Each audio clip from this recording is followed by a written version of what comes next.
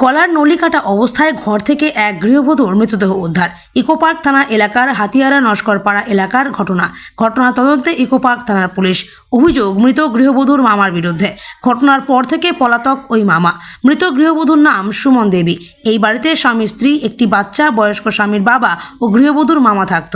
ঘরের খাট থেকে রক্তাক্ত অবস্থায় উদ্ধার হয়। একটি বটি উদ্ধার করেছে পুলিশ।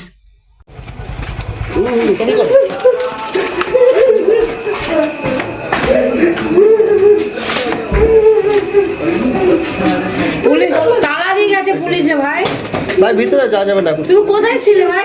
আমি ডিউটি করতে গেছিলাম। প্লিজ, আমি বলছি যে ভাই এই কাজ করতে পারে না। প্লিজ ভাই এদিকে আসো, বাইরে চুপ করো দাও। বাইরে আসো। আবার চলে গেছে মনে হয়। কোথায় আছে? নিয়ে চলে গেছে পুলিশে। এই এদিকে আসো, এদিকে আসো, এদিকে আমি ভাই জানি ডিউটি থেকে আমি জানি না লাইট ডাক করছিল। পারিবারিক কোনো অশান্তি বা কোনো কিছু ছিল না, এমনি কিছু ছিল না, কি মাঝে ছিল তো আমার কিছু সন্দেহ হচ্ছিল, তো আমি বউকে বললাম চলো তুমি থানায় চলো ডালি দিতে। বলছে না মামা আছে নিয়ে এসব, আর মান সম্মানের জায়গাটাও রেখেছে। ও বলছে না মামা এরকম কিছু কারণ নেই, তার বিশ্বাস নেই, এখনকার মানুষের উপর বিশ্বাস নেই।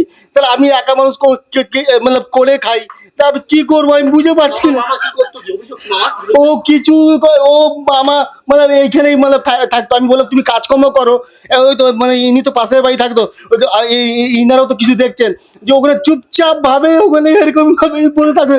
1 বছর 2-3 মাস হয়ে গেছে, এলে কাজকর্ম করতে যায় না। আমি নিজে একটা 200-500 আয় করে এসে বাবা আমার ফেলাইস না।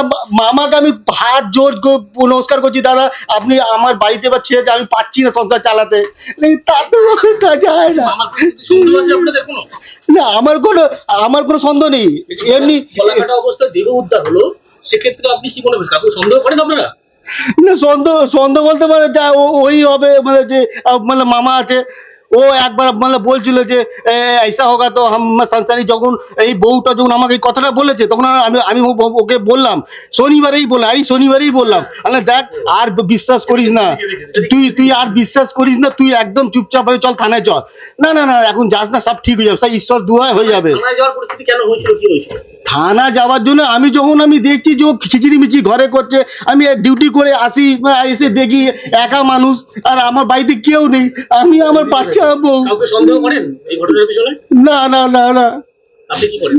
আমি তো গাড়ি চালাই। আপনার স্ত্রীর নাম? সুমন দেবী। আপনার নাম? আমার নাম দিলীপ। বয়স কত আপনার? বয়স দিলীপ কি? দিলীপ সাউ। মামা বলতে কি আপনার মামা নাকি আমার ওয়াইফের মামা? আমার মামা হতো, আমার মামা খুব ভালো। কোনো ঝামেলা ছিল পরিবারে? হ্যাঁ, তাকে কাজ বাজ না করে পরিবারে ঝামেলা ছিল? আমি ওকে বলি ও একবার এতদিন ওনার হয়ে গেছে, তা আমি ওনাকে বললাম যে তুই যে এই জিনিসটা যে তুমি কাজ এখানে এসছো, একটা তুমি একটা বিহার থেকে এসে, ঠিক আছে তুমি একটা কাজকর্ম করো, দেখি কাজকর্ম না করে ঘরে বসে বসে খাচ্ছে, আমি একা। আজকে এই দিন আমাকে দেখতে হয়েছে। আপনার নাম?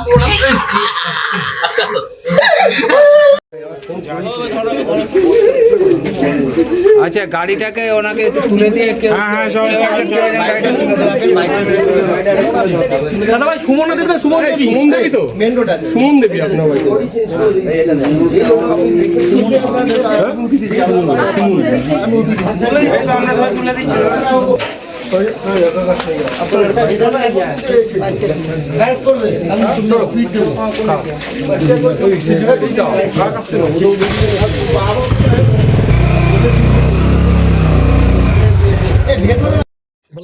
হ্যাঁ, মানে মেয়ের বউটার বাড়ির বউটা।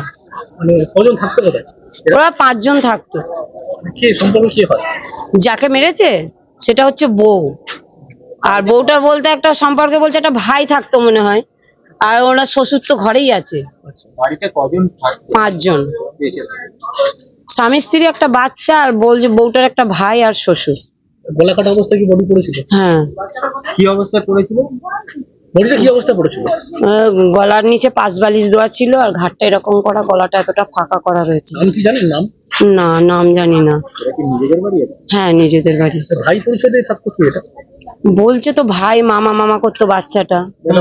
পুলিশ কি ধরেছে তাকে? না, ধরেনি। ওই পুলিশরা আমাকে একটু ফটোটা দেখালো যে এই বাড়িতে উনি থাকতো, তা আমি বললাম হ্যাঁ থাকতো। আপনার নাম? আমার নাম রূপা দাস। স্কুলে শুনেছি, আমি তো ছিলাম না। ওই তো যেগুলো হলো তাই আমি এসে দেখেছি। আমি ভিতরে ঢুকি না, বডি কি পাওয়া গেছে? বডি আমি দেখিও নাই, আমি দেখতে পারি না, আমি কাটা ফাটা আমি দেখি না। আমরা তো জানতেই পারিনি। আপনার নাম? হ্যাঁ, রুবি সিং।